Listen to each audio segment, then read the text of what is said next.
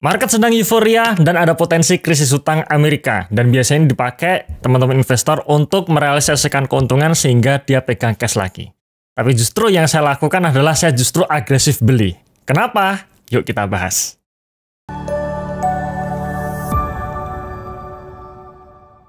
Oke, seperti biasa sebelum kita melanjutkan pembahasannya, silahkan teman-teman yang khususnya baru pertama kali nonton video dari channel ini, subscribe dulu channel ini ya. Dan silahkan download ebook watchlistnya, karena kami sudah merilis ebook, yang ebook ini bisa download secara free. Ada 3 saham undervalue di dalamnya dan ada insight-insight tentang bagaimana investasi jangka panjang yang benar itu. Dan jangan lupa juga untuk join di channel Telegram kami ya, karena di situ saya sering sekali membagikan tulisan-tulisan yang tidak bisa saya videokan. Jadi supaya tidak ketinggalan informasi, silahkan teman-teman join di channel Telegram The Investor dan ini juga free. Semua linknya ada dalam deskripsi box.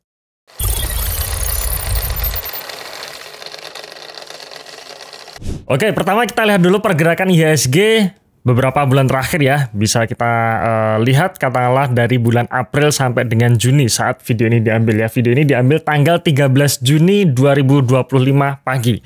Yang dimana kalau kita bandingkan dalam 3 bulan terakhir, terutama sejak bulan April saat terjadi trading halt kemarin, IHSG sudah naik lebih dari 23%.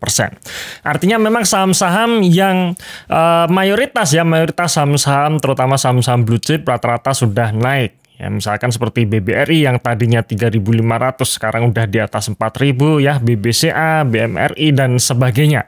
Dan memang sebenarnya kalau kita lihat secara chart seperti ini ya memang saatnya jualan ya, supaya untuk menumpuk cash lagi.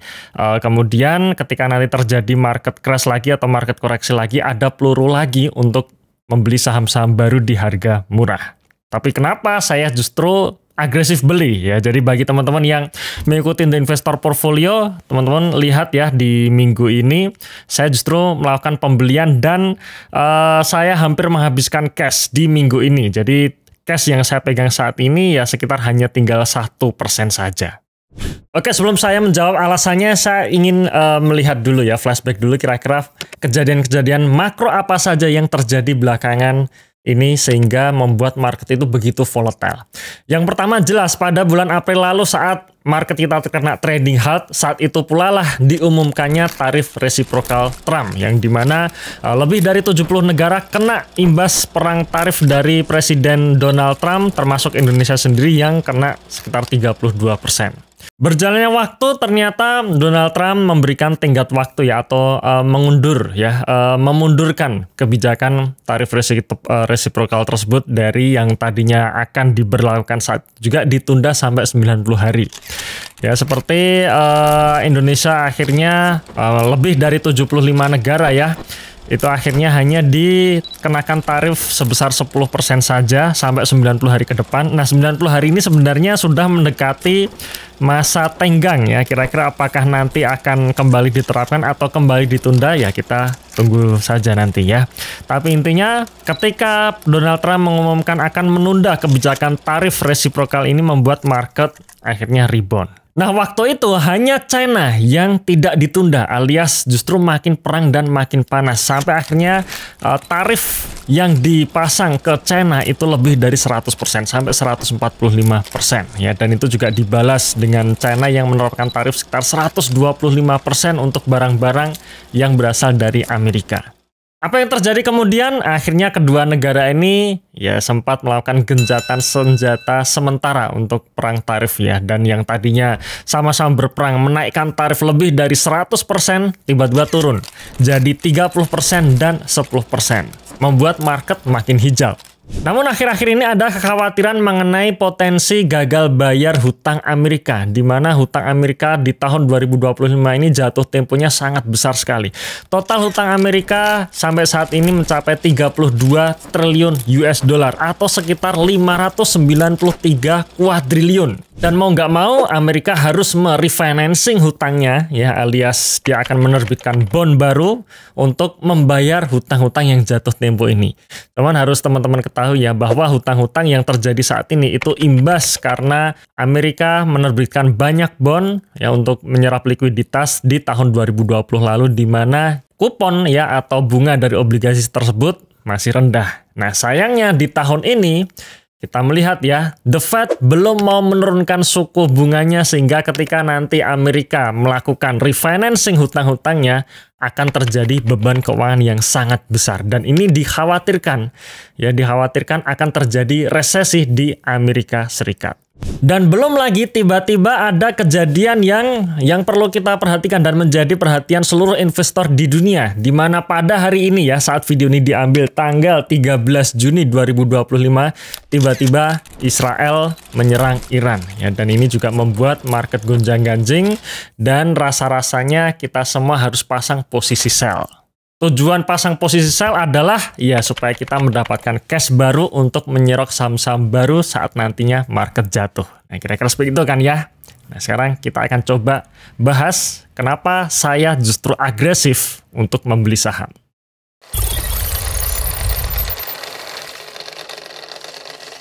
Tentu saja ketika market euforia sangat bagus untuk kita melakukan take profit atau jual sebagian sehingga kita punya cash untuk menyerok saham-saham bagus ketika nanti beneran terjadi crash ya. Misalkan Amerika entah kenapa atau perangnya nggak usai-usai, market jatuh lagi, kita bisa serok.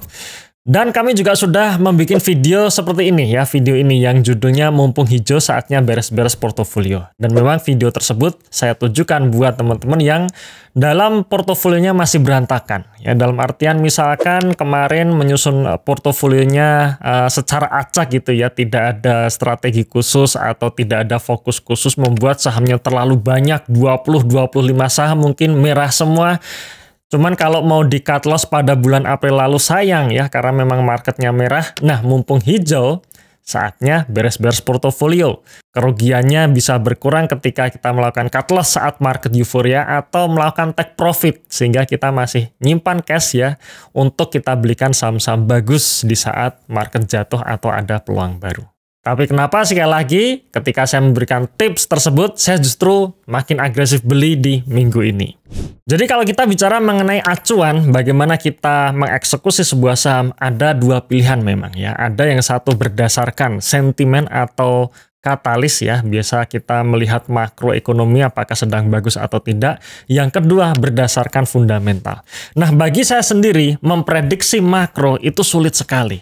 Makroekonomi itu unpredictable ya, tidak bisa diprediksi. Siapa yang menyangka tiba-tiba Donald Trump mengumumkan tarif resiprokal? Siapa yang menyangka tiba-tiba Amerika Serikat dan China berdamai perang dagangnya? Siapa yang mengira tiba-tiba Israel kembali menyerang Iran ya, setelah melakukan perang terhadap Palestina, sekarang melakukan perang terhadap Iran. Dan begitu seterusnya, ada good news, ada bad news yang datang berseliweran, tidak bisa diprediksi, membuat market volatile. Ketika bad newsnya datang, ya market akan merah, asing kabur. Ketika good newsnya datang, maka market hijau, ya asing kembali masuk ke negara kita. Nah, kalau kondisi makro yang dijadikan ekonomi buat saya susah sekali. Artinya memang kita harus selalu siap, selalu ready, selalu update market. Dan saya sendiri, saya bukan tipe orang yang selalu mantengin market setiap hari. Saya lebih nyaman ketika acuan saya berfokus kepada fundamental, kinerja perusahaan, dan juga valuasi. Di mana inilah strategi saya dalam mengeksekusi saham ya, berdasarkan fundamental perusahaan ya, yang kedua. Karena dengan kita fokus kepada fundamental perusahaan, kita fokus pada kinerja perusahaan, kita melihat valuasi perusahaan, kita tidak gampang panik ataupun tidak gampang FOMO. Jadi walaupun ya terjadi bad news atau ekonomi makro sedang tidak baik-baik saja, sepanjang saham-saham di dalam portofolio kita ini masih menumbuhkan kinerjanya, masih kinerjanya bagus, tumbuh, valuasinya masih murah, ya nggak ada salahnya kita beli. Jadi jawabannya kenapa saya masih agresif beli di saat market euforia, karena saham-saham di dalam portofolio saya masih under value semua. Bahkan saya ada melakukan top up ya, tambah muatan atau averaging up di saham di mana floating profit saya sudah 25%. Jadi sudah naik 25%, saya tambah muatan lagi karena hitung-hitungan saya walaupun sudah naik itu masih under value. Memang bisa saja ketika nanti market koreksi atau terjadi market crash susulan misalkan, ya portofolio saya akan turun, bisa saja gitu. Cuman bagi saya yang dimana saya fokus ke fundamental dan fokus kepada investasi jangka panjang, ya menurut saya itu nggak masalah. Karena pada akhirnya harga saham itu akan kembali ke fundamental aslinya. kondisi makro jelek, suatu hari akan baik kembali, dan ketika kita pegang saham-saham yang tepat, ketika makroekonominya bagus, harga sahamnya biasanya naik lebih tinggi lagi. Nah, pada akhir bulan Juli nanti kita akan mengadakan workshop ya, master training, di mana tema kali ini adalah mastering multi-bagger stock dengan santai. Jadi ada catatannya dengan santai ya, di mana kita pegang saham range 1 sampai 3 tahun naik multi-bagger. Workshop tersebut akan kita adakan di Jakarta selama 2 hari full, di mana nanti kita akan sama-sama belajar tentang bagaimana kita membaca laporan keuangan dengan benar, memvaluasi harga wajar saham, dan bongkar portofolio saya. Jadi pastikan jangan sampai kelewat di workshop akhir Juli nanti. Pelajari lebih lanjut workshopnya di link berikut ini. Ya, sampai jumpa di Jakarta dan salam Passive Income.